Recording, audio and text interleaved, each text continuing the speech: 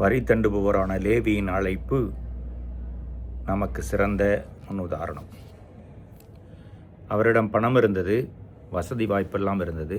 ஆனால் உள்ளத்திலே ஒரு விதமான வெறுமை இருந்திருக்க வேண்டும். என்னை பின்பற்றி வா என்று இயேசு சொன்னவுடன் எல்லாவற்றையும் விட்டுவிட்டு இயேசுவை பின்பற்றுகின்றார். தான் பெற்ற அந்த அனுபவம், மகிழ்ச்சி, இயேசுவை பின்பற்றுவதனால் கிடைத்த வாழ்வை பிறருக்கும் பகிர்ந்து கொள்ள வேண்டும் என்று விருந்தொன்று அளிக்கிறார். எல்லோரையும் அதற்கும் அழைக்கிறார். இப்படிப்பட்ட அழைப்பு நம்முடைய வாழ்விலே நம்முடைய திருமுழுக்கின் போது வந்தது. அதை அந்த நேரத்தில் நாம் உணர்ந்து கொள்ளாமல் இருந்திருந்தாலும் காலப்போக்கில் இயேசு அவருக்காக வாழதான் நம்மை அழைக்கிறார் என்பதை உணர்ந்து அவரை பின்பற்றின மனிதர்கள் ஏராளம். குருக்களாக, துறவியர்களாக, கன்னியர்களாக, பொதுநிலையினர் தங்கள் வாழ்கின்ற இடத்திலே கடவுளுக்காக வாழ்பவர்களாக அந்த அழைப்பை ஏற்று வாழ்ந்து கொண்டிருக்கிறார்கள். அதனால் தான் திருச்சபை வாழ்கிறது, வளர்கிறது.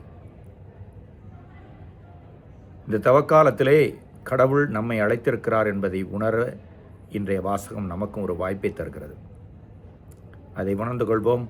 முதல் வாசகத்திலே கடவுள் எப்படி வாழ வேண்டும் என்று இஸ்ராயல் மக்களை விரும்பி அழைக்கிறார் என்பதை எசாயா இறைவாக்கினர் தெளிவாக்குகிறார். கடவுளுக்குரியதை குறைவில்லாமல் கடவுளுக்கு கொடுக்க வேண்டும். அதில் சுயநலம் இருக்கக்கூடாது.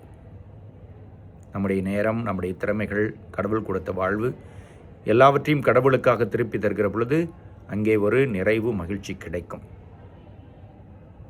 இந்த அனுபவத்திலே இந்த தவக்காலத்தை தொடர்வோம். இறைவன் என்றும் வாழ்த்து பெறுவாராக.